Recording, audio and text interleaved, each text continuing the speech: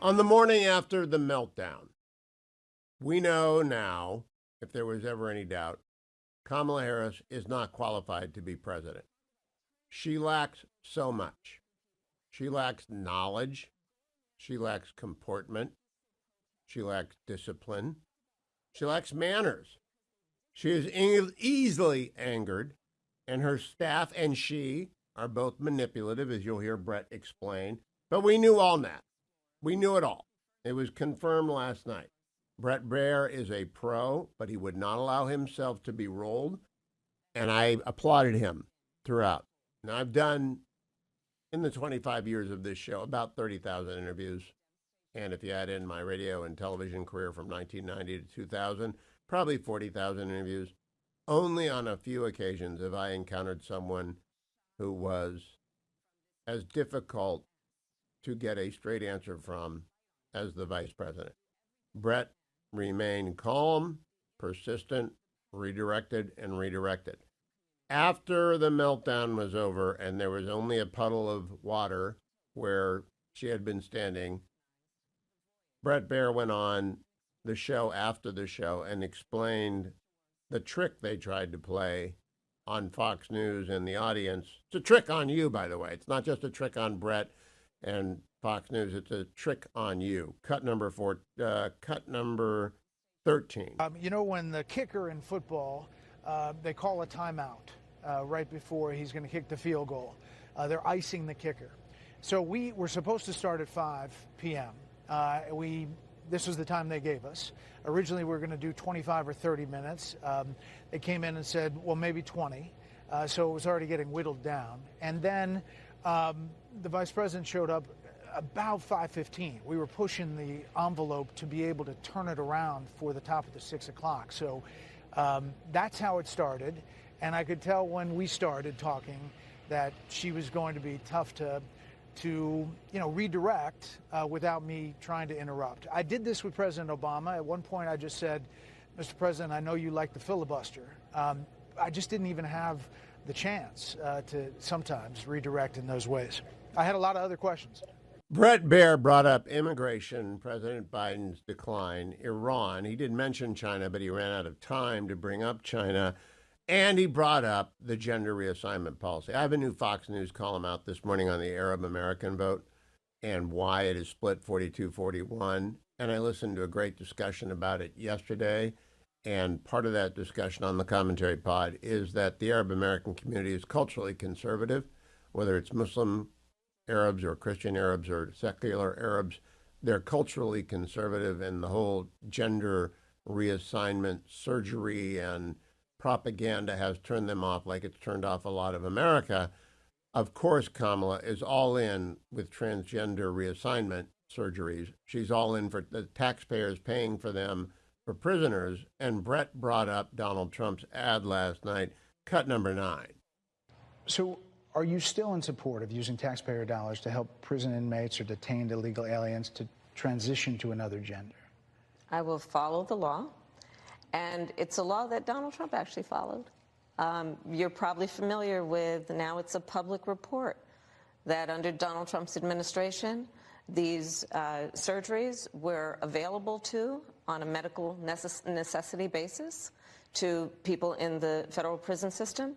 And I think, frankly, that ad from the Trump campaign is a little bit of like throwing stones when you're living in a glass house. The Trump aides say that he never advocated for that prison policy and no gender transition surgeries you know what, you got to take responsible for what happened in your administration. Yeah, no surgeries happened in this presidency. It's now, the reason I want you to hear that, you've got to be responsible for what happened in your administration.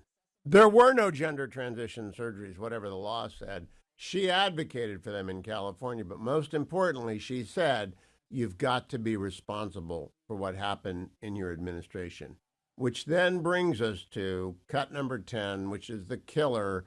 And I think Brett remained cool throughout, but I think he knew this was in his pocket. Cut number 10. Frankly, exhausted of Brett. More than 70% of people tell the country is on the wrong track. They say the country is on the wrong track. If it's on the wrong track, that track follows 3.5 years of you being vice president and President Biden being president. That is what they're saying, 79% of them. Why are they saying that? If you're turning the page, you've been in office for 3.5 years.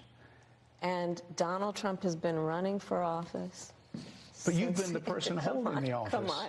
Madam You Vice and I President. both know what I'm talking about. You and I both know what I'm talking about. I actually don't. What are you talking about? What I'm talking about is that over the last decade, But people you're the have lever of become. power. But listen, over the last decade, it is clear to me, and certainly the Republicans who are on stage with me. Now, I've got to tell you right now, I think her numbers will crash. They were already falling. I think they will now plummet. They will plummet because people will see clips of her being angry, obstreperous, combative, and filibustering, which really Americans hate.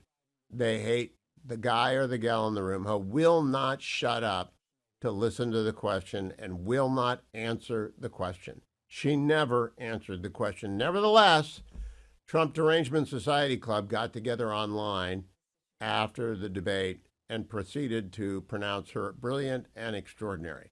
It reminded me, of course, of this. Hit it, Adam. Stand aside. I move for no man. So be it. Now stand aside, worthy adversary. 'Tis but a scratch. A scratch? 'Tis but a Oh, scratch. no, it isn't. She has no arms and no legs at the end of that duel. She is bleeding profusely. She's going to be toppled over, but there are some people standing on the sidelines on X proclaiming her the winner and that she did a great job and that she reached the Fox audience. No, it's not the Fox audience. It's the entire country. It's her first actually difficult interview. It wasn't ABC covering for her.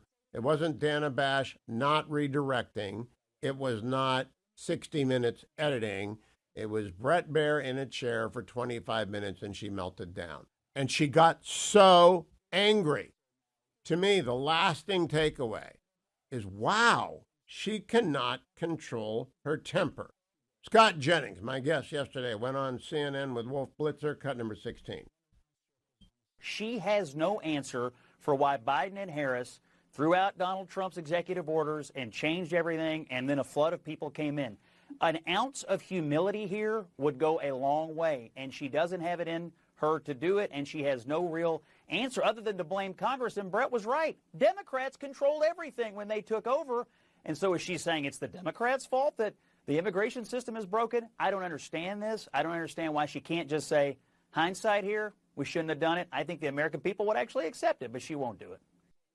I believe he's right. All she has to do is say, Brett, mistakes were made. And I am the last person in the room, and we had no idea that 10 million people would cross the southern border.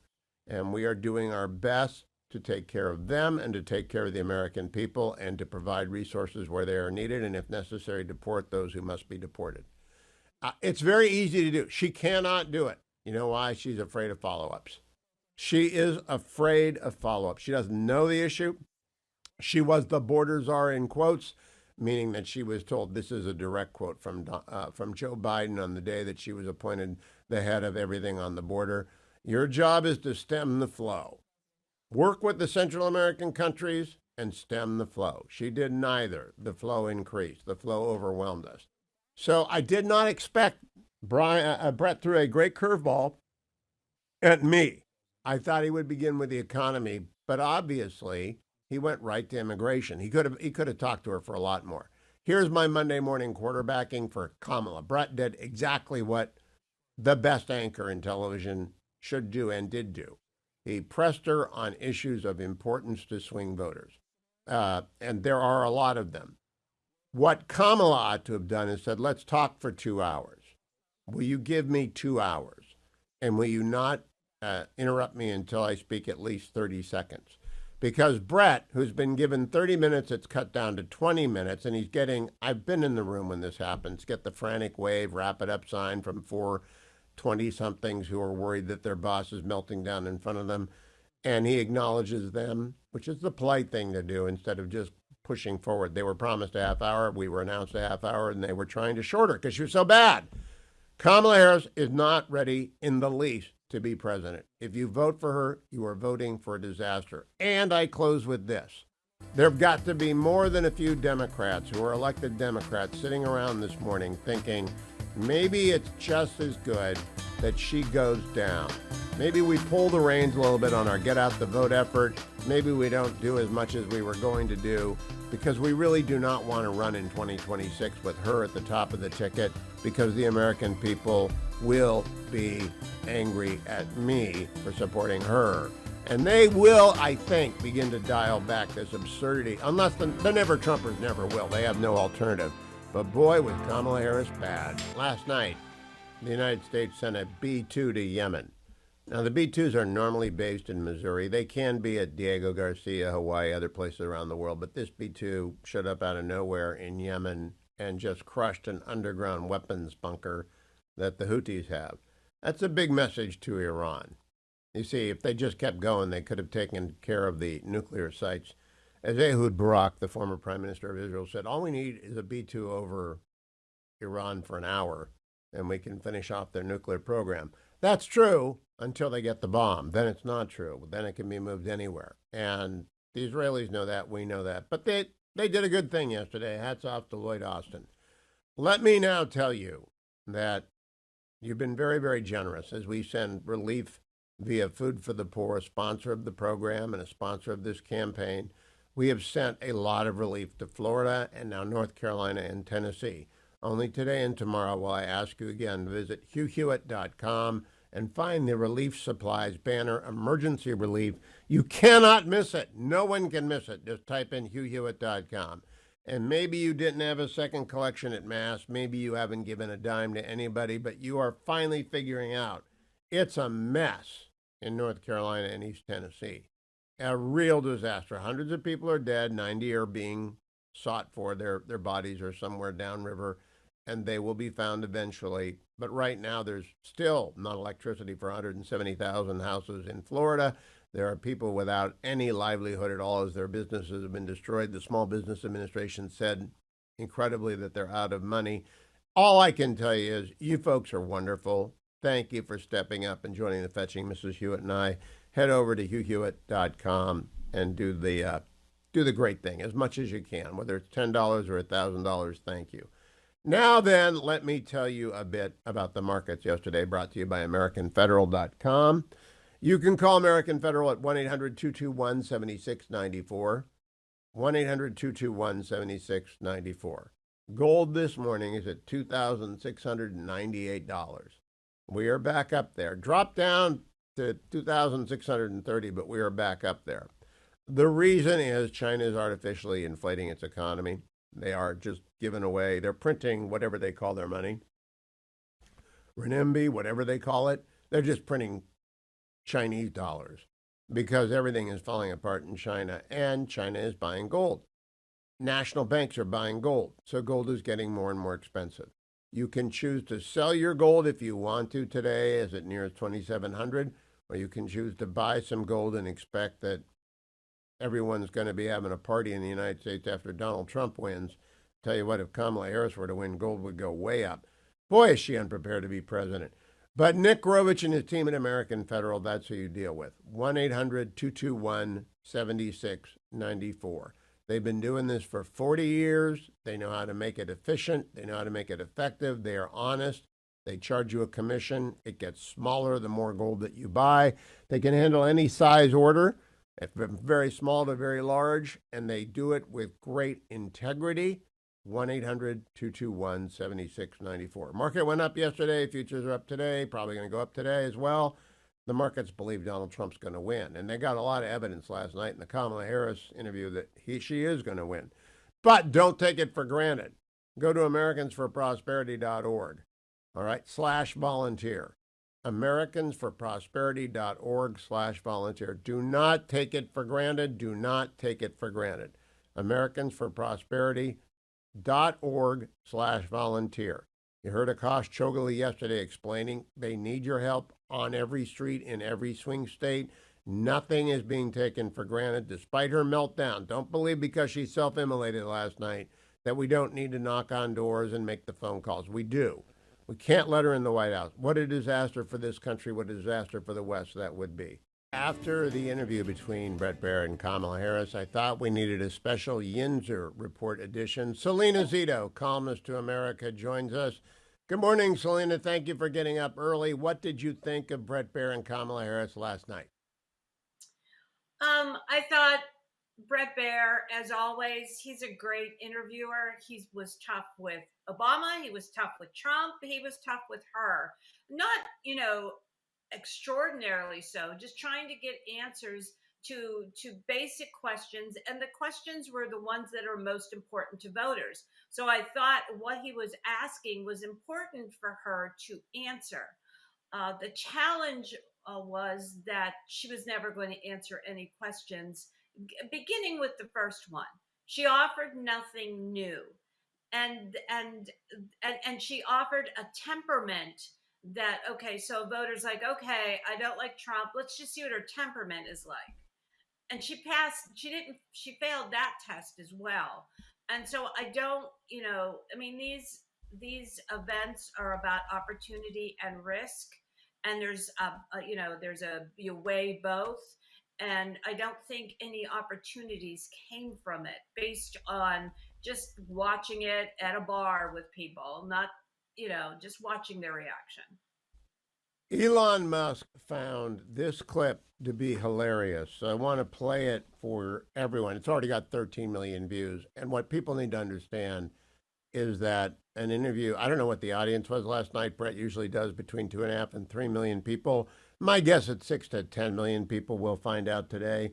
But Elon was watching, and Musk pointed out that this is simply absurd, ridiculous, and funny. Cut number, I want to make sure I get the cut right, number 10. Frankly, exhausted of Bret. More than people 70% of people tell the country is on the wrong track. They say the country is on the wrong track. If it's on the wrong track, that track follows 3.5 years of you being vice president and President Biden being president. That is what they're saying, 79% of them. Why are they saying that? If you're turning the page, you've been in office for 3.5 years. And Donald Trump has been running for office. But you've been the person holding the office. Come on. Madam You Vice and I President. both know what I'm talking about. You and I both know what I'm talking about. I actually don't. What are you talking about? What I'm talking about is that over the last decade, but people you're the have lever become. of power. But listen, over the last decade, it is clear to me, and certainly the Republicans who are on stage with me. What do you make of that exchange? Is it what Elon says it is? Hilarious and deadly for Kamala. Yes, absolutely. I've been in plenty of interviews with people who it's a throwaway line, right? And they'll say, you know what I'm talking about. And I have done that a million times and said, actually, I don't know what you're talking about. Can you explain it? And she could not explain it. And she's trying to create this thing where you know and I know the same thing, except she never started out with a point to make you understand what her point was. And the way to do that, if you have any skill set, is to say, let's talk about that 79% number, Bret. What part of that is on Joe Biden? What part of that is on Donald Trump? And what part of that is on me? I would argue none of it is on me. I've been the vice president doing my dutiful duties, but Joe Biden has had some bad days, and of course people don't like him right now because she threw him under the bus later. So if you're going to throw him under the bus once, and she did it twice, why not 3 times? But mostly it's because Donald Trump has refused to leave the scene like a gracious ex-president ought to do. That would have been a fine answer. She didn't give that, right? She can't give that. She doesn't have the skill set, Selena. Well, that's exactly right. And, the press and former staff and current Biden staff have said that over and over again for the past 3 years. They have said that is her issue, among several other ones, but that is her issue, and she's never corrected it. And it was on full display last night. She was also asked by Bret Baier about President Biden's decline. And here is that answer, cut number 5. I believe, by the way, this is the sleeper cut. This is like the end of Gladiator when the emperor puts the knife into Russell Crowe and nobody sees it. This is the sleeper cut number 5. You call Donald Trump, he's misguided. You say now He's he unstable. is unstable. He is unstable, Brett. He's not well. You say he's mentally not stable. He's not stable. Let me ask you this. You told many interviewers that Joe Biden was on his game, that ran around circles on his staff. When did you first notice that President Biden's mental faculties appeared diminished? Joe Biden, I have watched from the Oval Office to the Situation Room, and he has the judgment and the experience to do exactly what he has done in making very important decisions on behalf of the American people. There were no concerns raised? Brett, Joe Biden is not on the ballot. If you're watching this, you might catch the side-eye glance to her staff. Yes. And did you see that, Selena? Yes, I did. She's looking for help. She's looking for help. For wrap it. She's saying wrap it. That was a signal to her staff. It's time to wrap it. Because I can't defend Joe Biden. And she said, and this made me laugh, from the Oval Office to the Situation Room, that's about 20 steps and 1 flight of stairs. If you've been in the West Wing, I know you have been. It's 20. It's next to the White House mess. I've watched him from the Oval Office to the Situation Room. Is nonsensical. Because he is not competent, and everyone knows it, but she won't say it. And Brett let her in by saying, you've said this about Donald Trump, this about, he was being nice to her, right? Yeah. And then he comes with the slider that drops 6 inches.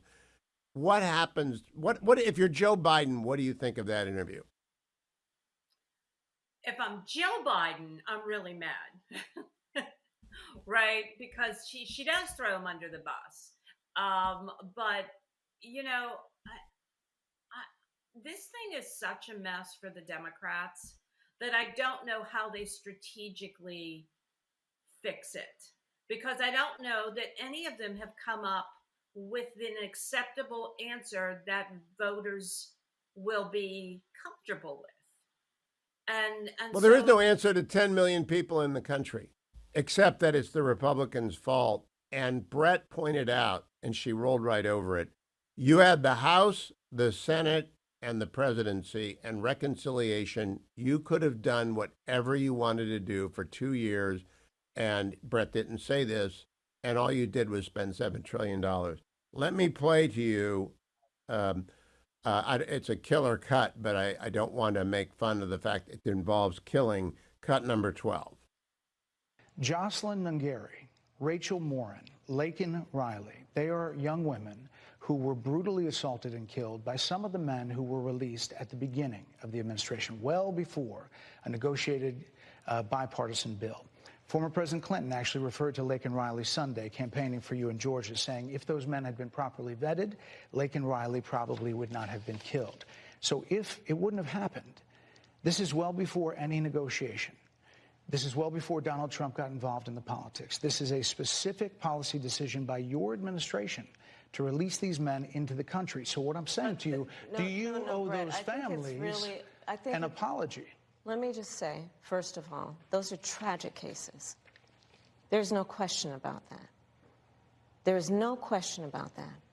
And I can't imagine the pain that the families of those victims have experienced for a loss that should not have occurred. So that is true. It is also true that if a border security had actually been passed 9 months ago... Okay, then she goes on to talk about the bill that didn't exist and wasn't even proposed until last year. Was that an apology, Selena Zito? 3 words. She never apologized. There was no apology. That's right. And when you know how you can tell that? You and I could say exactly what she said. That's tragedy. That's terrible. I feel awful for the parents. And we can say that, and we're not apologizing because we weren't in power. Not an apology. Does that matter, Selena? Last question. Does it matter that she would not even apologize to the victims of her policies?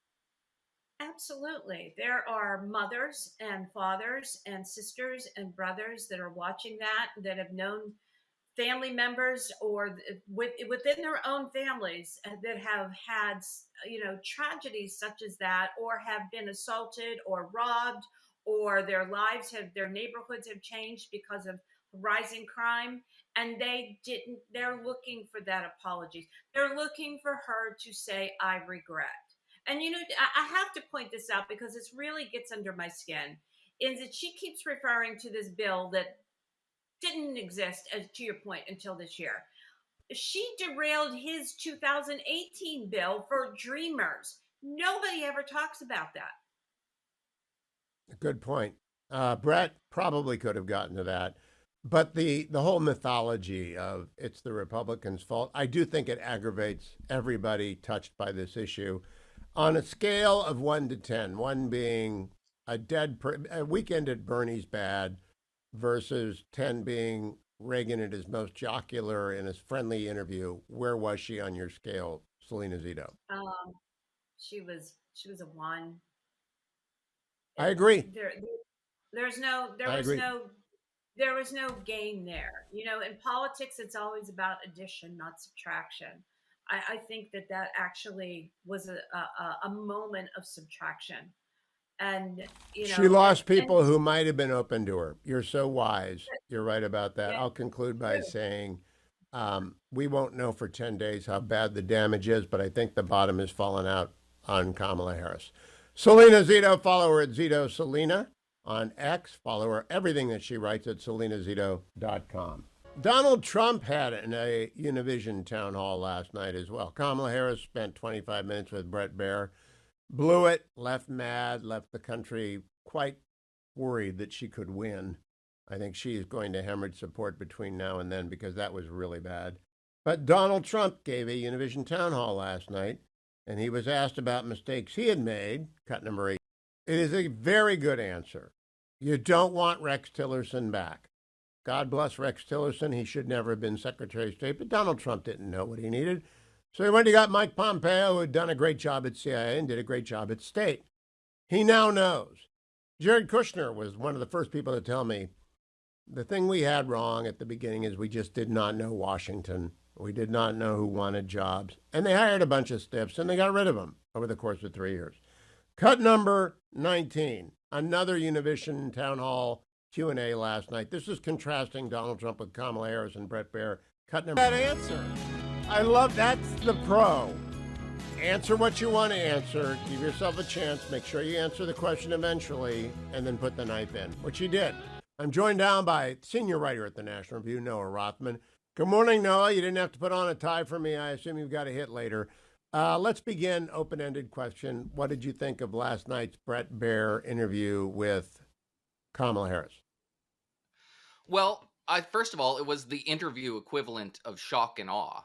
It was just surgical strike on policy deficiency after policy deficiency. And Kamala Harris just does not have satisfying answers for any of the questions that were asked. Her answers have not evolved over the course of this campaign on her policy evolutions, from this radical progressive persona she struck in 2019 to this born-again moderate she wants to be, what she knew and when about Joe Biden's infirmities. She's the same person that she's been since those policy positions were announced in the rote press release, where she described them in the first place. And the very outset of the interview was extremely unsatisfying because she does that whole "I'm speaking" gambit, and that only works if you're actually saying something. She was not saying anything. She was filibustering her way through a very unsatisfying answer in the aimless pursuit of some sort of thought worthy of expression.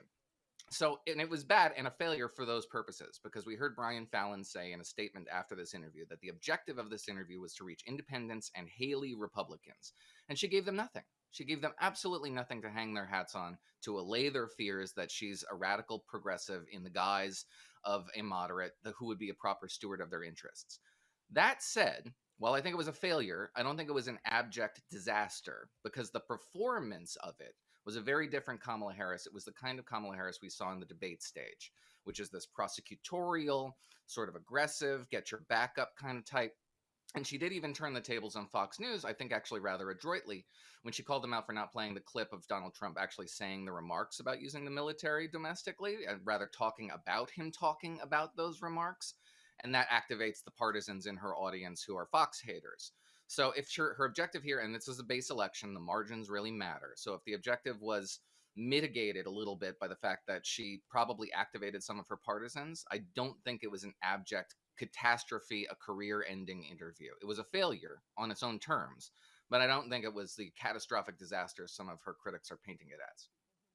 Okay, we disagree, and we disagree because I've done between 30 or 40,000 interviews, and the ones which I've gotten angry at maybe 5 times, always because people don't answer questions that are posed or filibuster.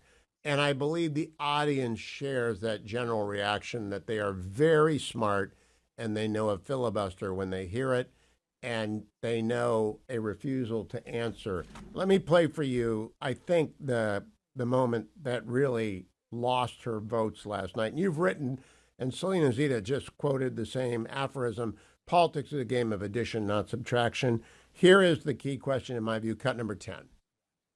Frankly, exhausted of Brett. More than People 70% of people exhausted. tell the country is on the wrong track. They say the country is on the wrong track. If it's on the wrong track, that track follows 3.5 years of you being vice president and President Biden being president. That is what they're saying, 79% of them. Why are they saying that? If you're turning the page, you've been in office for 3.5 years. And Donald Trump has been running for office. But you've been the person holding the office. Come on. Madam You Vice and I President. both know what I'm talking about. You and I both know what I'm talking about. I actually don't. What are you talking about? What I'm talking about is that over the last decade, But you're people the have lever of become. power. But listen, over the last decade, it is clear to me, and certainly the Republicans who are on stage with me. All right, Noah, what do you think of that answer? It was a bad answer. She doesn't. The goal of the adversarial interview is to answer the question you want to answer, not the question you were asked. That's politics 101. But the thing about that is you have to establish a transition to the answer you want to give. And she never did. Yes. That. She never transitioned. Okay, let's let's pretend you're Kamala Harris. How would you have answered Brett Baer? 79% of the country think we're headed in the wrong direction. Well, that is the premise that she was going for, which is Donald Trump has been the dominant force in our politics for a decade, is the right answer from her perspective. But to transition would have to be a smoother one, like the coarseness of our politics. You and I both know that the coarseness of our politics has gotten so much worse over the last decade. It wasn't like this when we were coming up, right? And from there you transition to, well, but it's because the politics that we've become accustomed to have been adulterated, have been corrupted by this all-consuming influence. And that's where you want to go. But she doesn't get there. She says, you know what I'm trying to say, right? No, I'm not going to help you out. I'm not going to hold your hand and guide you to the right answer. That's not my job. My job is to elicit answers from you, not to help you answer them. And he interrupted her when she wouldn't answer. And I believe he did a fine job in terms of giving her a chance and at bat, but refusing. Did you hear him after the interview explain the tricks that Team Harris played? What with the waving her off the scheduling conflict? Yeah, that they shorted the time. She showed up late, and then there were 4 people yelling at him to rap. It's very rude not to show up on time. It's very rude. I think she would have been better served by a leisurely hour and a half. What do you think? Yeah, I don't think she would have been better served by an hour and a half. No, I think she managed to pull off what she could possibly pull off. If she was there for a 90-minute, extemporaneous discussion about a broad range of policy issues, I don't think it would have been a better interview for her. Probably would have been worse. Interviews are not good for her. This was one of her better interviews because it was adversarial. The soft focus, friendly interviews, the giggly town halls, they're bad for her. They create bad moments for her that haunt her. They played one last night from The View. That clip is not going away. I don't think there's a similar 10 to 20 second disastrous clip, with the possible exception of her saying that you have to take responsibility for your own administration. That's going to be turned back on her, but it'll be taken out of context, and there will be people who will defend it in that sense. But the fact that it was an adversarial interview was good for her. That is a good format for her, better than her other formats for sure. Possibly a low bar, but nevertheless. And I can't imagine. She's not rushing out to get another one. Good God, No. She was thinking about Joe Rogan. She's not going to do that. Noah, my proposition is this. Either her staff is terrible, or she's a bad candidate, or both. Which is it? It could be both, but if I had to lean on one over the other, I would say she's a bad candidate. And this is not something that we didn't know previously. This was universally accepted conventional wisdom that she is a maladroit performer on the campaign trail and always has been, and doesn't do her homework. This is the sort of thing we all have. We have a paper trail documenting the degree to which she does not do the reading. She does not read her briefing books. And then she gets really mad at her staff when she's unprepared and looks unprepared in these moments. We have reams of reports on this behavior before she was the nominee, at which point motivated reasoning descended on the Democratic Party. And she simply had to be a good political talent. She's not. She never has been. The best actor in the world can't make a bad script good. And this is the problem that we're facing. Last two questions, Noah. New Fox News poll this morning, first one of its kind. Donald Trump is up 2 nationally. What does that tell you, and what is your advice to Team Harris? Honest, sincere advice on how to close the last 20 days. Yeah, so if you go into that poll, it's a weird poll. I find polls very difficult to parse these days because we're trying to tease out the smallest possible movement among tiny sets of demographics that could be influenced by sampling error or methodology. We could just be parsing evidence that is just leading us down inaccurate paths of analysis. But that being said, the momentum seems to be behind Donald Trump at this point in the campaign, at the perfect point in the campaign for the Trump people. I don't know how Harris breaks through this news cycle. This is one of those events that attempts to do it, and it might have legs. And the fact that she subjected herself to a difficult interview is a generous dispensation to voters. We deserve to see this from both candidates. And Kamala Harris will get some credit from both her opponents and her supporters for just going into the lion's den. And I would hope to see Donald Trump submit himself to a similarly aggressive adversarial. Did you watch the Univision town hall last night? No, I didn't have the opportunity to do so. It was very, very aggressive, and he did very, very well. I have played parts of it today. This is the bare minimum that voters should expect. Yeah, and he's willing to do it. I mean, if there's any podcast left in America that he hasn't done, has he done the the editors yet, Noah? He's not done the editors, but I don't know if I would put I don't know the very low cultural products that he's doing to try to reach out to young men. I don't know if I would put that on the same place as I would 60 Minutes. Frankly, I think I personally would get more information from that interview than I get from Barstool. I wouldn't go near CBS in a million years. They're broken. I'm joined by Dr. Michael Oren from Israel. Good morning, Dr. Oren. I know our time is short. You are doing yeoman's work. What did you make of the letter that Team Biden sent to Israel this week?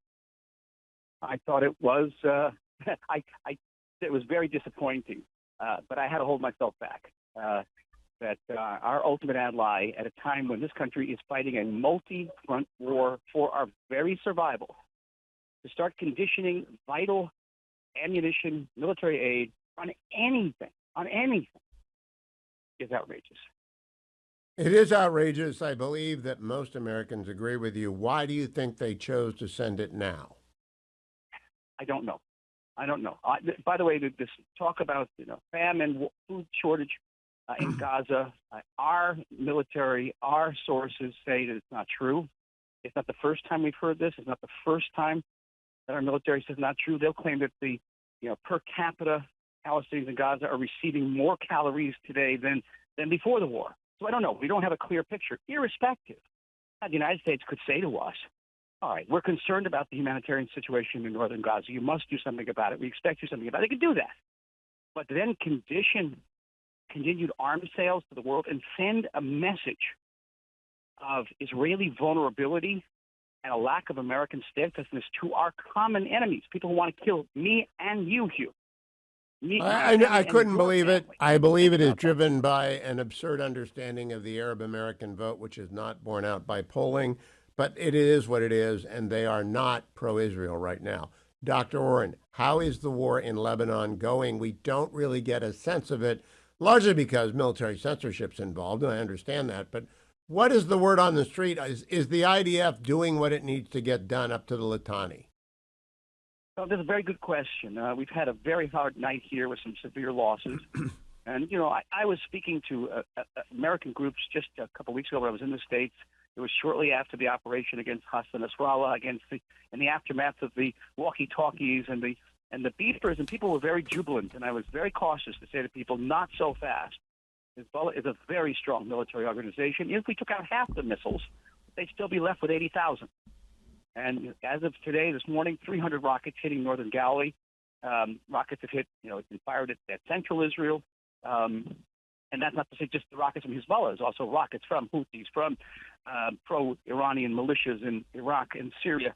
We're fighting this multi-front war. It is far, far from over. So what I hear from friends who are actually fighting up Lebanon, is that we're being very cautious about sending forces in, sending forces out, trying to not create the impression of a permanent military occupation of the South. But at the end of the day, there is going to be no alternative. The IDF has discovered attack tunnels, vast attack tunnels, filled with armaments, ready to hold these Redwan forces who are going to stream across the border and massacre Israelis on a scale that would have dwarfed that of October 7th on the South. And there's just no way we can return to the status quo ante of October 12th. October 6th, we cannot do that. I understand that. My question, because I listened to Neil Hartman and Yossi Klein Halevi yesterday, and they're both worried about Lebanon nightmares past. I don't know how you stop bombing the missiles anywhere that they are, whether they're in Syria, Iraq, or in Beirut, because those missiles are guided missiles. They can hit Dimona. They can hit anywhere. Do you see this war ending anytime in the next year? I don't. In the next year, it could go Yes. on. I think what I'm going to hope is, this is just a hope, that the Iranian regime will conclude that it doesn't want to give up Hezbollah, it wants to preserve Hezbollah at all costs. It's already lost Hamas. And that in order to preserve Hezbollah, it will agree to a now belated implementation of UN Resolution 1701, and Hezbollah will redeploy north of the Litani River. And that will be a change from the status quo. Israeli citizens of the north will be able to return to their homes because Hezbollah will be 20 kilometers away. But short of that, it's not going to stop. And nor should it stop, nor can it stop. We cannot. Last quick question, Dr. Oren. There has been a leak that Israel's agreed to Joe Biden's demand that they not hit nuclear sites in Iran, oil refineries, oil storage. That comes from United States sources. I have not seen any Israeli sources say that. Do you think Netanyahu has provided a target list of what he won't hit to Biden? I don't know, and I would not give full credence to those reports. I think everything's on the table, and everything should be on the table, must be on the table, from Israel's perspective. And the blow which we have to give to Iran has to be close to a knockout blow. We can't lose agree. Iran will come back. I am glad that you said that. I did not know what your answer would be. I'm very glad that you agree with me that we wouldn't count on those reports because I think American appeasers are trying to salt the mind. Thank you so much, Dr. Oren. I know you're running this morning. I appreciate the update from the war in Israel. It is, in fact, a war zone wherever you go in Israel right now, and Dr. Oren always checks in, and I appreciate it. The most important race in the Senate is in Pennsylvania, because how Dave McCormick does will influence how Donald Trump does, and not only do the Republicans get the Senate if that man wins, Donald Trump gets the presidency if he wins Pennsylvania. Good morning, Dave McCormick. Welcome back. Good to have you, sir. Good morning, Hugh. How are you today? I am great. It appears to me that you are winning, and I know you are not overconfident. You're a member of the 82nd Airborne, so you're never going to be overconfident. The jump's just starting, but how do you feel about the jump? I feel great. I honestly do. The polls have closed dramatically, and I feel like I've got the momentum. And, I think the more they see of Bob Casey and the more they get to know about me, I think the contrast becomes more certain. And I think Kamala Harris is helping me in Pennsylvania and helping President Trump. It may be the one state where Joe Biden would have been better for the Democrats because Scranton Joe had some real ties here, had been campaigning here for about 50 years. And she's just completely out of step with Pennsylvania with the ban fracking and the mandatory buybacks of guns and the, defunding the police and so forth. And Bob Casey's a sure vote, a 99% vote. So, the way I frame the race is it's the difference between change and the status quo. It's the difference between strength and weakness, the difference between a seventh generation Pennsylvanian, born and raised, and a combat vet, someone who's been a businessman, a West Point graduate, a political outsider, against a guy who was born with a political spoon in his mouth, has been in elected office for 30 years, and is just too weak and too liberal to stand up to the extreme people in his party. So I think that's sinking in, and that's why I think I'm on a good path here. I want to play Dave McCormick for people who did not watch the McCormick-Casey debate earlier this week. Dave McCormick's closing argument. It's a minute 10. He's heard it. He delivered it, but I want the audience to hear it. Cut number 22. I retired from the Army as a captain after a combat tour in Iraq, but I've never stopped serving my country. I'm a seventh-generation Pennsylvanian, born and bred. I'm a businessman. I'm a political outsider. That couldn't be more different than Senator Casey, who was born with a political spoon in his mouth. He doesn't know how to create jobs. He doesn't understand the devastating effect of prices on families. He is a status quo candidate. He is a weak 30-year incumbent. Bob Casey didn't change Washington. Washington changed Bob Casey. He's for amnesty, open borders, and sanctuary cities. He's voted for every spending bill that's created this enormous uptick in inflation. He wants to raise taxes on Pennsylvanians and lower taxes for rich people in California and New York. He has actually supported males competing in women's sports. Face it, Bob, you are a liberal. Bob Casey, he's been given the opportunity, and he has failed us. We need leadership that's going to shake things up, that support and fight for common sense policies, reduce inflation, secure our border, keep America safe. We need leadership that is going to change the direction of our Commonwealth and get it back on track. I'm honored to be here tonight, and I humbly ask for your vote. I think it was a great closing statement. Let me pick one piece out, Dave McCormick, because it came up last night. I do not often on this show talk about children suffering from gender dysphoria.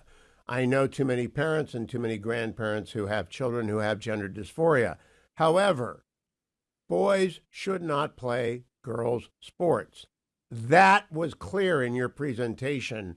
Democrats don't want to talk about that. Has Bob Casey said anything about it? No, he doesn't want to talk about it, but he certainly voted for it. And as a father of 6 daughters, this is something I'm very focused on opportunity and women's empowerment and making sure my girls have every opportunity in the world, 6 of them. And this would destroy Title IX. It's fundamentally unfair. If you're someone who wants to focus on women's rights, it seems to me that allowing biological men to compete in women's sports is the opposite of women's rights. So it's an issue that is representative. I don't think deep down in his heart and soul, Bob Casey could believe that either, that we should allow men to compete in women's sports. But because his party has moved so far to the left, and because he's too weak to stand up and show an independent voice, he's now voted for a bunch of things that are completely out of step with Pennsylvania. And this is a very good example of that. All right, now I want to finish on foreign policy, Dave McCormick. And I can get to call you Dave for a while, then I have to call you Senator. Very annoying with Tom Cotton, but I still have to call him Senator. The fact of the matter is we're on right now in Scranton, Philadelphia, Pittsburgh. The latter two, Philadelphia and Pittsburgh, have large Jewish American supporters and many Americans who support Israel like me who are not Jewish. Yesterday, there was released a letter that threatened an arms cutoff to our ally Israel in the middle of a war. Dr. Michael Oren was just on. He cannot believe they sent that. What was your reaction to the Blinken-Austin letter threatening an arms cutoff in 30 days? And what is your support for Israel? And how is the Jewish vote and the pro-Israel vote, they're different, they overlap, moving in Pennsylvania in this race?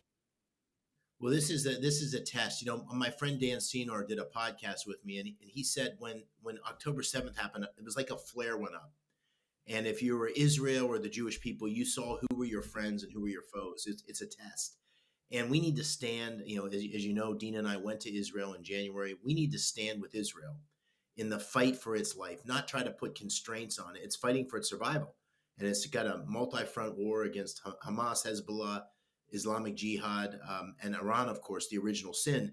And the Iran deal, which Bob Casey voted for, which gave Iran $100 billion to fund proxies, terrorist proxies. So we need to stand with Israel. They know best how to protect themselves and eradicate this threat. But we also have a war here at home. This rise of anti-Semitism. I'm not Jewish either, Hugh, but I've been dumbfounded by what we've seen on our nation's campuses. And once again, Bob Casey has been so weak. He's endorsed Summer Lee, who is the congresswoman from Pittsburgh in my district. She is an avowed anti-Semite. She said some horrible things, and Bob Casey won't unendorse her. And the reason is that there's these extreme anti-Semites, extreme anti-American leaders in the Democratic Party that just that have hijacked the Bob Caseys of the world, and they don't have the moral courage to stand up to it. So we need to fight anti-Semitism at home, support Israel in its fight for its life abroad. And there's not two sides to this story. Hamas is pure evil. The butchery that happened on October 7th was unforgivable. And it shows that we need to eradicate this evil in the world, and we need to strangle Iran with economic sanctions and stop their being able to support terrorism across the region. Dave McCormick, most of America watched Kamala Harris self-immolate last night. There are a few people out there saying, like the Black Knight in Monty Python, it's only a flesh wound, but she was bleeding from every place that she got asked a question about. After that, do you expect Bob Casey to try and distance himself from Kamala Harris? No. I mean, this guy is just too weak to do so. He was asked by CNN a couple of weeks ago when they came and trailed us both on the campaign trail.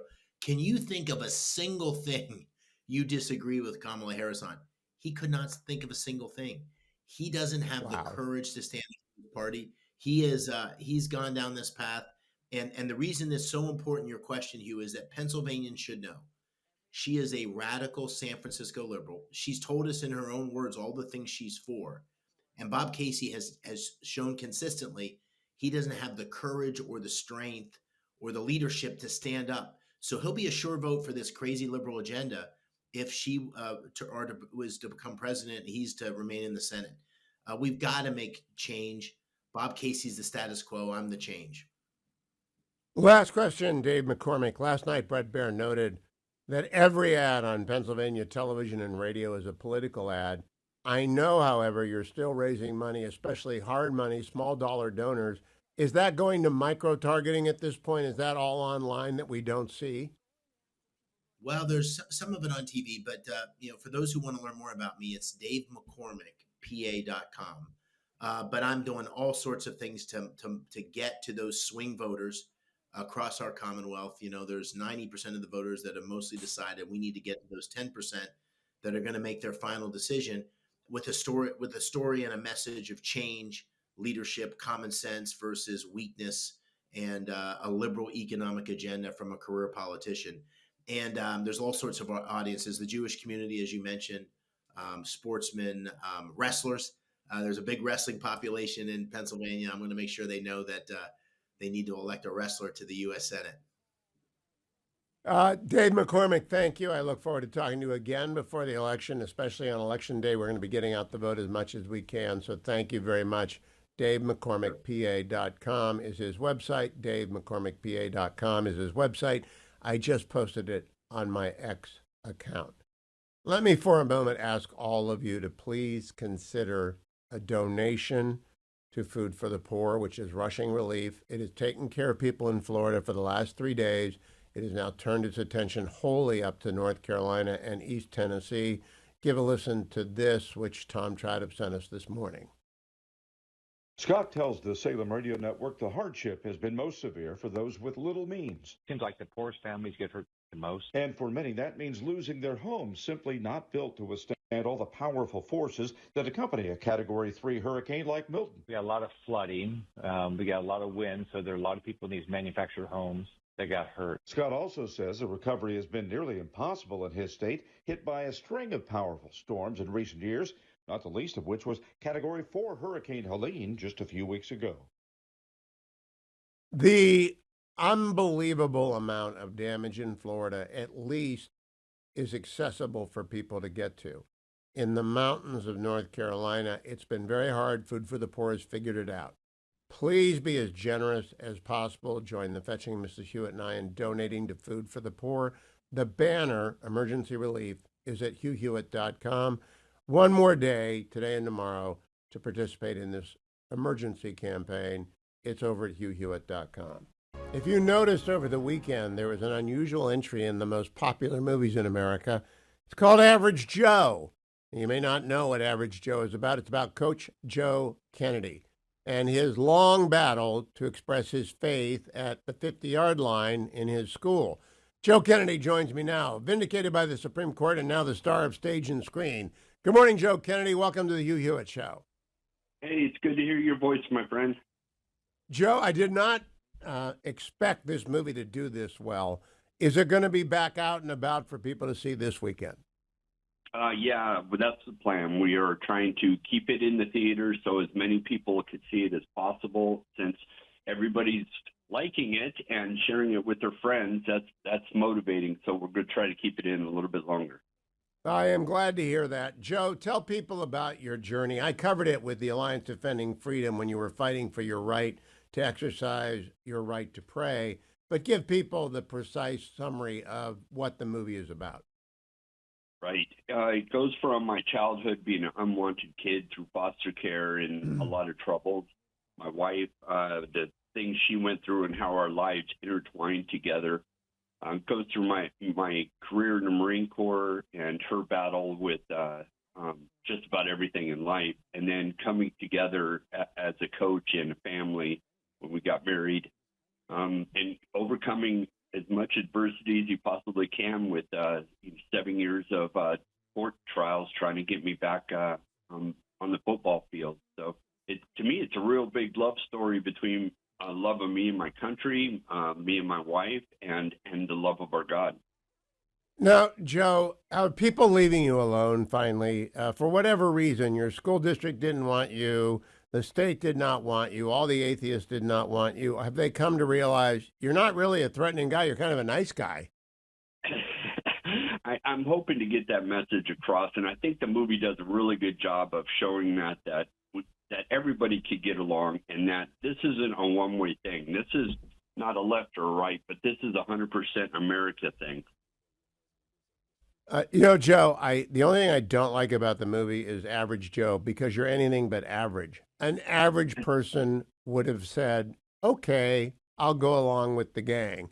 When did you decide, no, my faith matters too much? It was actually the day before the game, I was thinking, man, I really do want to just cave in and be so much easier because I just want to coach football. So my team asked me, they said, Coach, can't you just give in and be so much easier? And I just, at that second, I knew that I had to fight this fight because I would have been the biggest hypocrite in the world if I would have turned my back on my God and everything I stood for. You got to do what's right at all times, and this is what I was teaching them. Now, what do your boys, your kids, your team think about this and about you? Well, all our kids think it's pretty cool. The team is excited about it. They've been watching it, and they were like, "Oh my gosh, they could see themselves in it." And it's just great to hear all these guys, because I coached for 8 years up there, and to hear these guys and talking to them about the movie and all the good times we had. It's just motivating that we still have these relationships. Now, Joe Kennedy, what's ahead for you? The movie is done. It's in the box office. It's doing very well. The book is done. The lawsuit is done. You have been vindicated. You're actually a hero to people who believe in the free exercise clause. What's ahead for Joe Kennedy? That's a $1 million question. I'm going to go wherever God calls me right now. I'm just trying to get people out to vote and stand up for their rights in America. So I will go wherever I'm called. Joe Kennedy, great to talk to you. Average Joe in theaters this weekend again.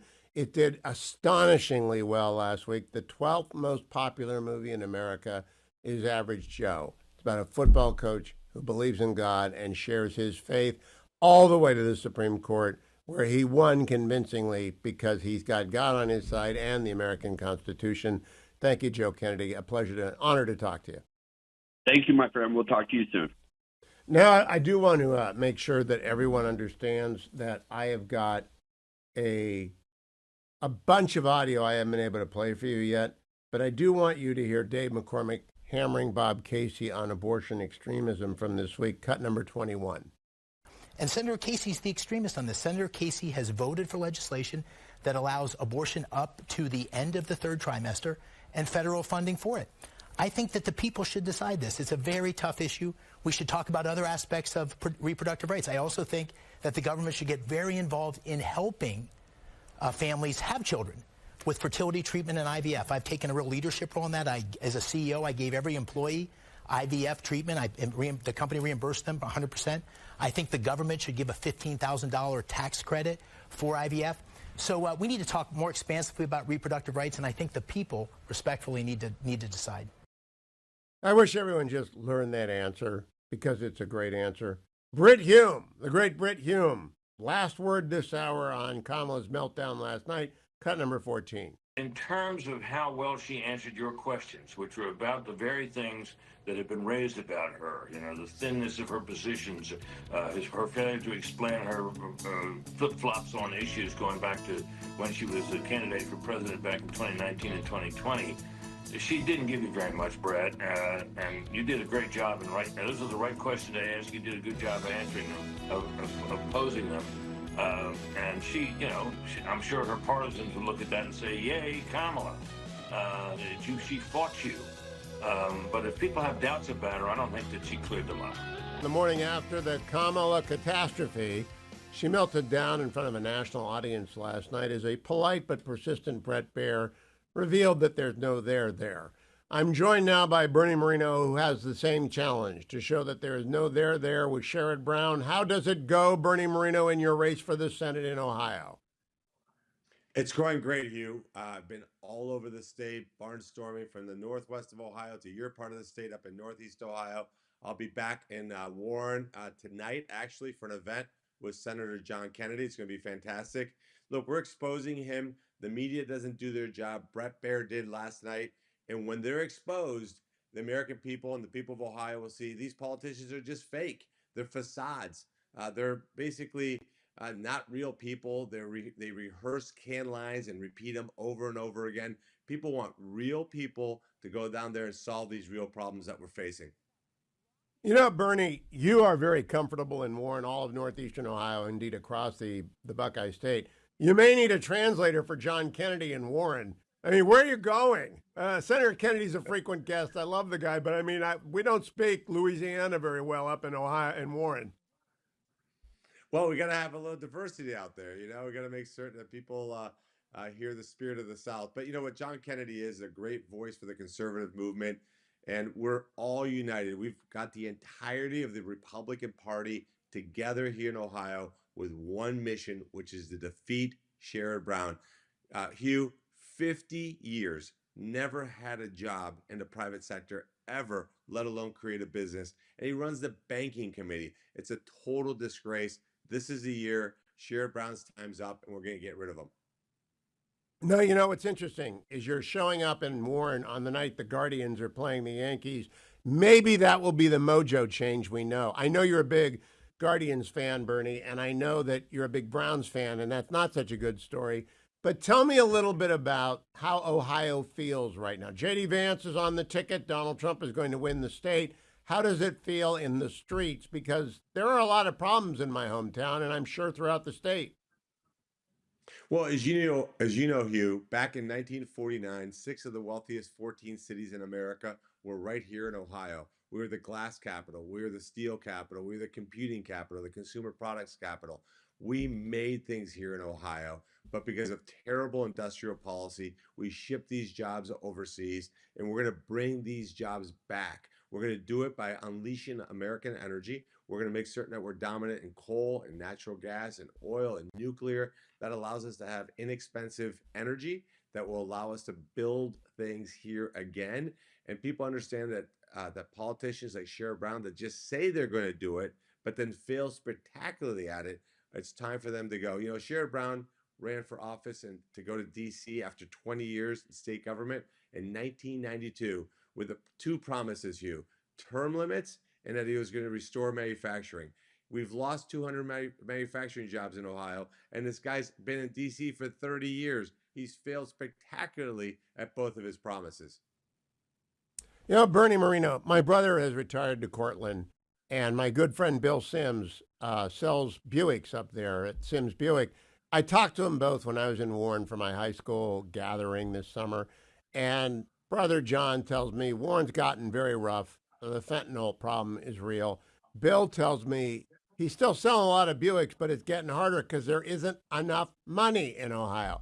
How do you turn that around? How do you get manufacturers to go there? Well, we have to create, again, like I said, a low energy environment so the energy costs are low, a good regulatory environment that doesn't choke businesses, a good tax environment that creates opportunities.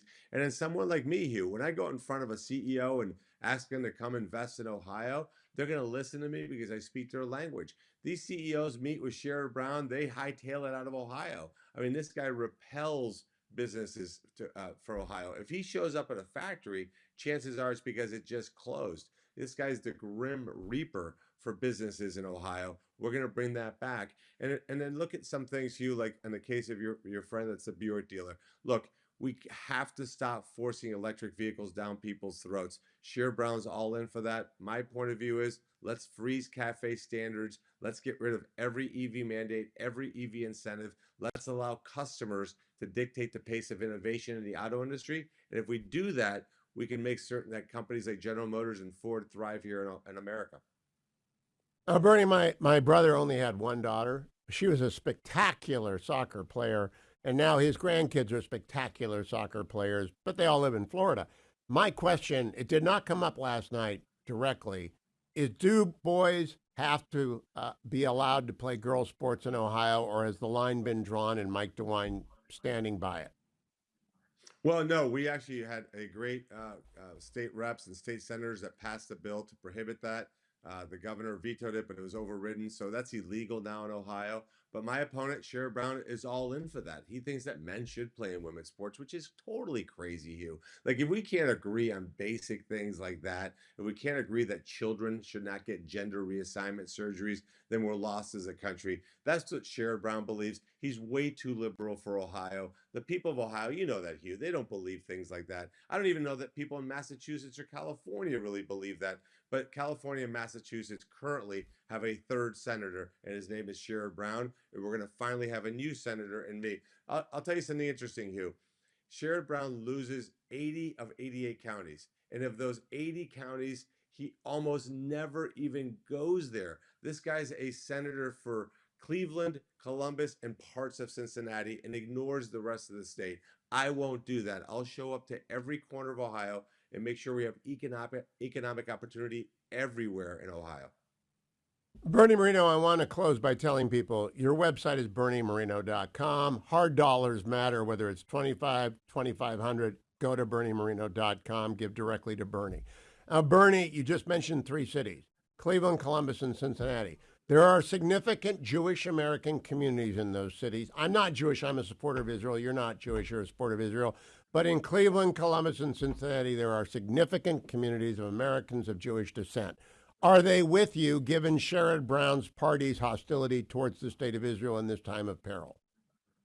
Well, it's not just Sherrod Brown's party, which is clearly anti-Semitic. It's Sherrod Brown himself.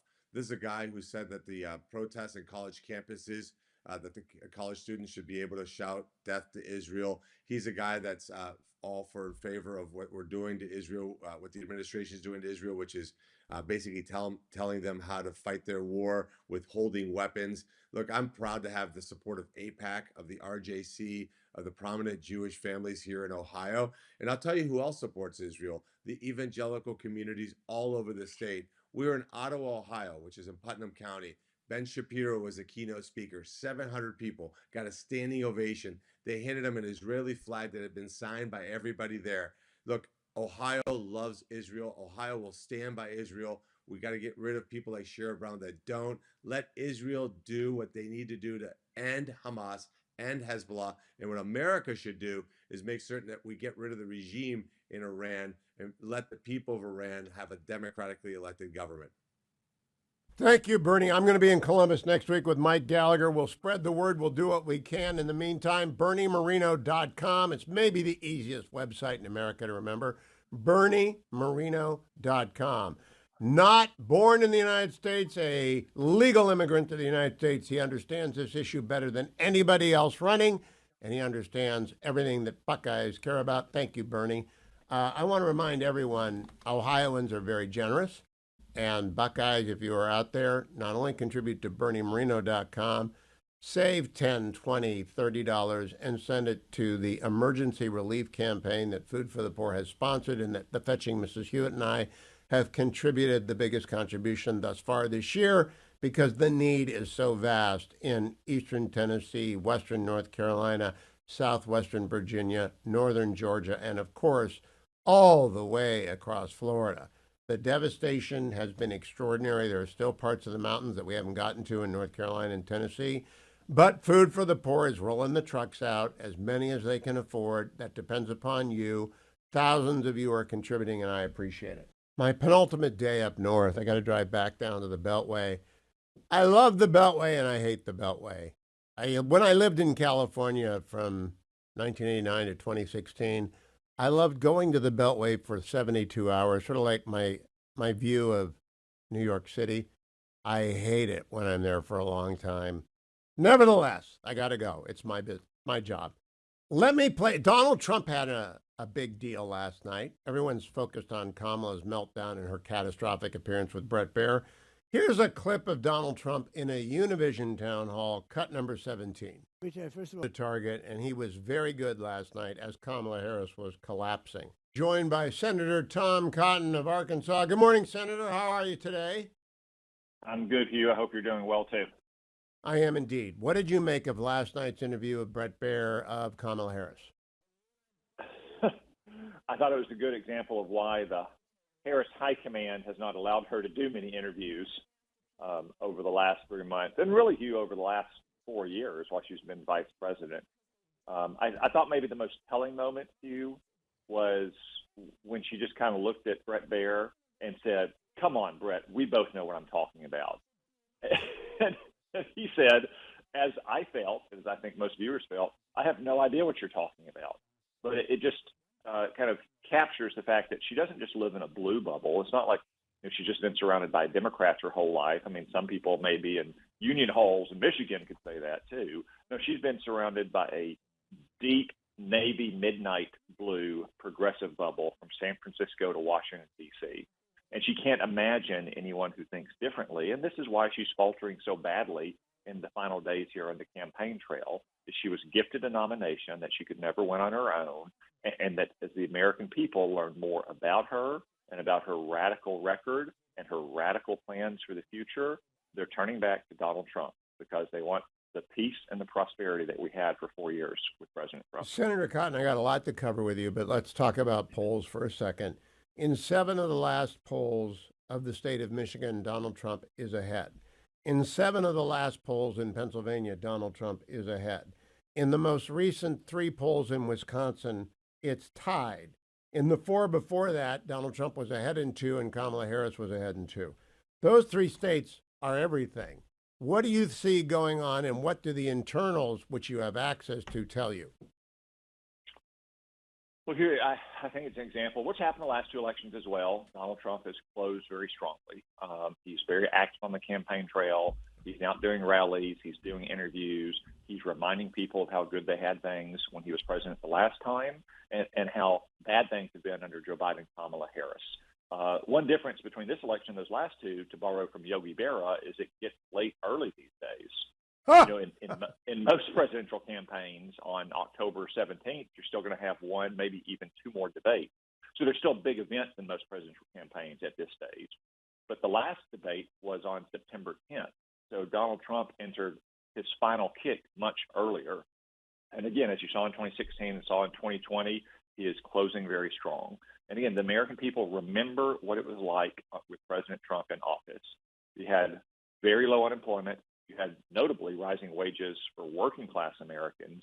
You had stable prices, a secure border, and you had peace and stability around the world. With Joe Biden and Kamala Harris, everything has gone to hell in a handbasket. And I think that's why you see the polls continue to tighten in those states where he was behind by a little bit, and in places like Georgia and Arizona where he continues to grow his lead. Look, it's going to be a tight race. That's why he's working so hard and not taking any vote for granted.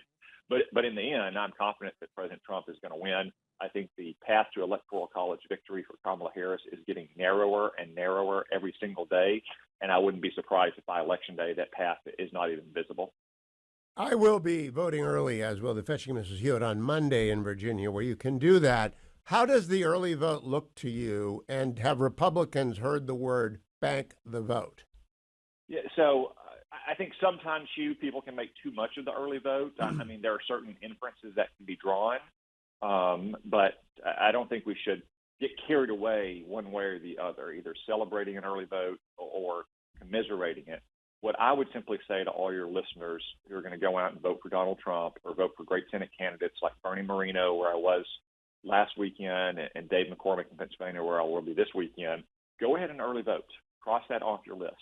I know that for some people, it's a rite of passage to go out on Election Day. I understand. But life can intervene. Maybe your kid gets sick. Maybe your mom gets sick. Maybe you're in a car accident. Maybe you have an emergency at work. Maybe you have a freak snowstorm in the north. Don't let life's contingencies interfere with this most vital election.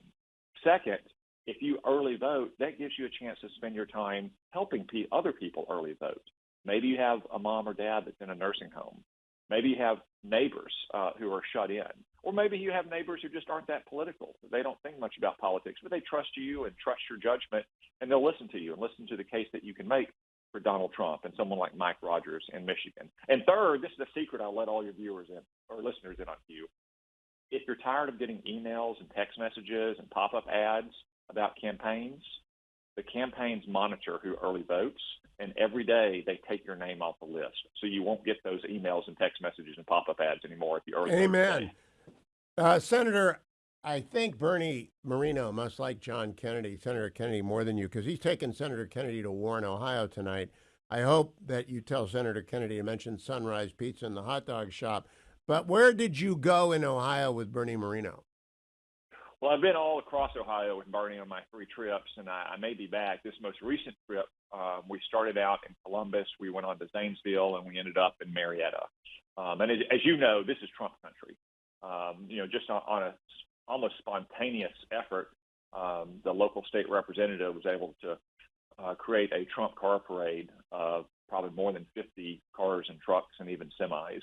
That's the kind of spontaneous, organic enthusiasm that Kamala Harris lacks everywhere. But as I said to the people in Washington County there in Marietta, it's great that Donald Trump carried your county 22,000 to 9,000 4 years ago. Let's do even better, because the Democrats are going to carry other counties in Ohio. You know that. And the Democrats are going to be in places like Washington County trying to narrow that margin from 13,000 down to, say, 11,000, because every little bit counts. So this time, I challenge them, don't give Donald Trump and Bernie Moreno 22,000 votes. Give them 23,000. Give them 24,000. Don't settle for 69% of the vote. Get 73% of the vote. That's one of the ways Donald Trump won in 2016, is that he surprised the Clinton campaign with his huge margins in much of rural and suburban America. Let's do that again in spades. Now, Senator, I have a question for you. After I watched the Kamala meltdown last night, I asked my ex-audience, we are obliged to consider, 1, that the vice president has terrible staff, 2, that the staff has a terrible candidate, or 3, both are true. What's your answer? Hugh, as we discussed last week, the bar from chariots of fire, you can't put in what God left out. I'm confident that the people on Kamala Harris' staff are the best and smartest political operatives on offer in the Democratic Party today. David Plouffe, for instance, he's a made man. He was the campaign manager for Barack Obama in 2008. Did they use the bubble wrap strategy with Barack Obama in 2008? No, of course not. Because Barack Obama, for all of his liberal views, was a skilled politician who could handle any setting, any format, any form. If they thought Kamala Harris could handle tough interviews, and I don't even consider last night to really be a tough interview, Hugh. Brett Baer was just a fair interview, asking her about her own words in the past. If they thought she could do that, then they would be doing it. It was not a tough interview. It was a fair interview. Can I break in here? If he wanted to be tough, you start out with, should boys play girls' sport? Because that's a 90-10 issue. And he didn't do that. He actually brought up her own words about transgender surgery for prison inmates. He didn't start with the hard one, but she wouldn't answer. It was totally fair questions. And look, I know some of the libs today are attacking Brett Baer. I just want to commend him for doing an excellent job. I know Brett. I respect him. I've had tough interviews with Brett. It's not like coming on with you, Hugh, who is, an avowed conservative, or certainly Sean Hannity, people who came up through conservative talk radio. Brett Baer is a reporter's reporter. I mean, he was a Pentagon correspondent, for goodness sake. 11 times to Afghanistan, 13 times to Iraq. Yeah. Yep. And again, it's like, it is a totally fair if a unwelcome question for Kamala Harris say, here you are in your own words saying that taxpayers should pay for prisoner sex change operations. Do you still believe that today? And she refused to answer that and almost every other question, to again at one point just saying, like, Brett, you know what we're talking about. Like you said reasonably, I don't know what we're talking about. No one knows what she's ever talking about, to be frank with you. Hopes and dreams, ambitions, and plan. It's all word salad. Let me get to the last key issue, Senator. It didn't come up last night, probably because it might have led to Kamala Harris saying, I haven't seen the letter. Tony Blinken and Lloyd Austin sent a threat letter to Israel yesterday. It was leaked yesterday that weapons will be cut off to Israel unless they hit like 40 different metrics. It was crazy. Why did they send that? Israel is at war for its life. Well, Hugh, you gave the reason earlier in this interview why they just threatened Israel with an arms embargo. It's because Donald Trump has led every poll in Michigan for the month of October. The Democratic Party is terrified of its growing anti-Semitic base, and they think it may cost Kamala Harris Michigan and therefore the election. That's one reason why they put more pressure on Israel over the last year than they have on Iran and its terror proxies. Israel has zero obligation to send aid into Gaza. Anything it sends into Gaza should be viewed as munificent charity. Like, we didn't have any obligation to send aid to Germany or Japan during World War II. But Kamala Harris and Joe Biden have consistently put more pressure on Israel than they have on Iran, partly due to their worldview, but partly due to their political coalition as well. It's shameful that the Democrats have allowed this festering and growing anti-Semitic element in their party, and that they're now continuing to cater to it, putting foreign policy in service of domestic politics. I listen every day to our friends at the Commentary Pod, and they are puzzled by this, Senator. And let's close here. The Arab American vote has only been polled once by the Arab American Institute. 42% Trump, 41% Harris. There are many issues in the Arab American community. There are many types of American Arabs. Why is the Democratic Party's view of this community so reductive that all they care about is Hamas? It's not true. Yeah, of course it's not true, and it's kind of insulting to them as well. I mean, the Arab American community is diverse in itself. And as Mike Rogers has said, look, he supports Israel to the hilt, but he's going in and trying to communities in Michigan and trying to earn their vote, because he recognizes that even though they may have a disagreement about this or that aspect of Middle Eastern geopolitics, they agree on things like not letting boys play in girls' sports or letting boys dress and use the girls' locker room. They believe in strong families and strong communities. So Republicans aren't reductive in that way. It's the Democrats who are. Senator Tom Cotton, thank you. I know you are working almost around the clock to elect Donald Trump and other Republicans, and I appreciate that. Godspeed, press on, and I'll talk to you again next week. News is breaking at this hour, and I'm always going to bring you breaking news that Sinwar is dead, killed in an Israeli strike. That has not been confirmed by the IDF. Many reputable sources are confirming it online, which will make today, which is what day is it today, October 17th, a memorable day. There's a time that you always catch up with a bad guy. Saddam hid for a long time. Sinwar hid for a long time. May it be true. And may Hamas be done, and may the war end and Gaza be rebuilt. Generalissimo, I hope you cover that later today. I wanted to talk to you about the latest Dwayne's World, which came out yesterday. It was fabulous, with one exception. Fine, whatever. Go ahead. You did not tell John Ashbrook that Tim Pawlenty was ice fishing with us. Okay. That would have made the parallel complete. They had J.D. Vance at the Ruthless Podcast. We had Tim Pawlenty. Otherwise, it was well told, though you left out my fishing skill. I don't mind. I just thought you might have told Ashbrook. We had Tim Pawlenty. You had J.D. Vance. Leaving out your fishing skill, it was actually very appropriate because you have no fishing skill.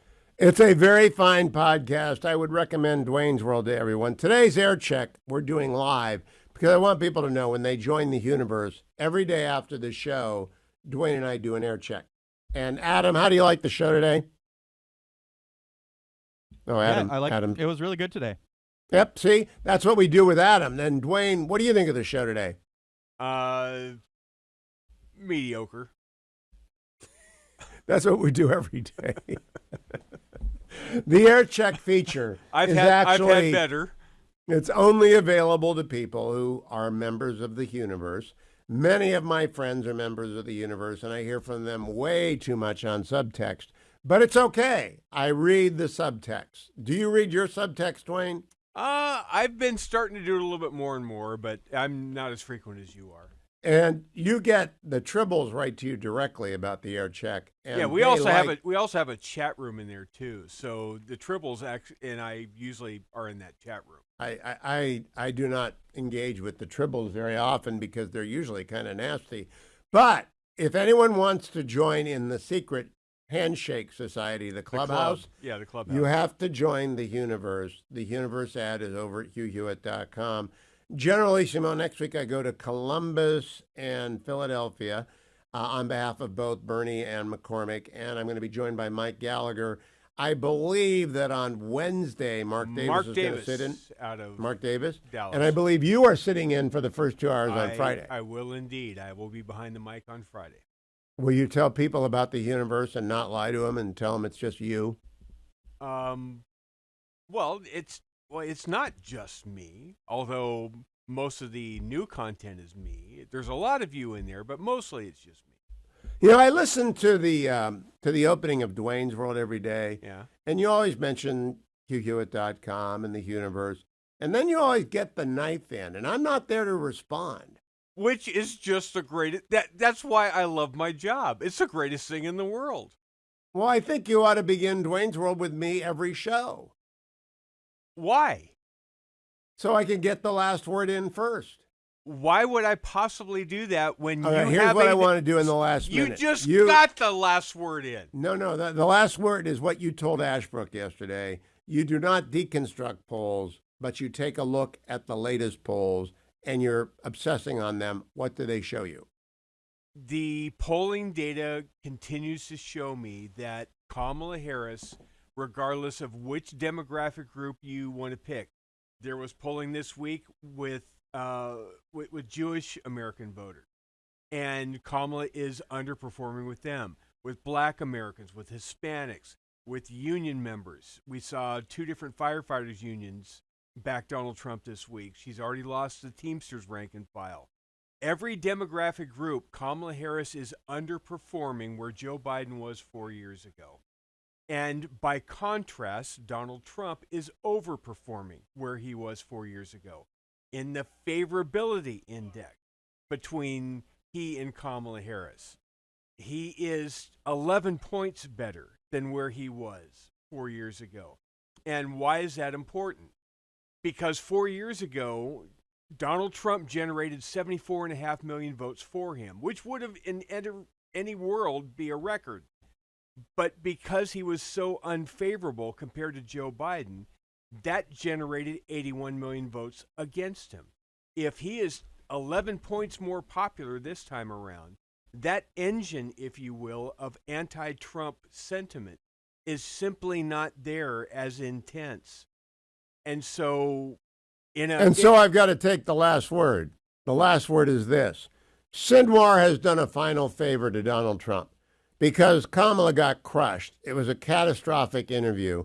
The attempt to spin that is going to be overwhelmed by the news of Sinwar being dead when it is confirmed by the IDF. She wanted to stay out of Rafah, remember? She didn't Yeah, want to. she didn't. She studied the maps. She studied the maps. Yeah. Kamala Harris, Brett did a fine interview, but he didn't do anything like I would have done, which is, do you regret that studied the maps? That's because she Brett was fair. She shorted him on She's time. welcome here, but I will ask even harder questions if she accepts our invitation.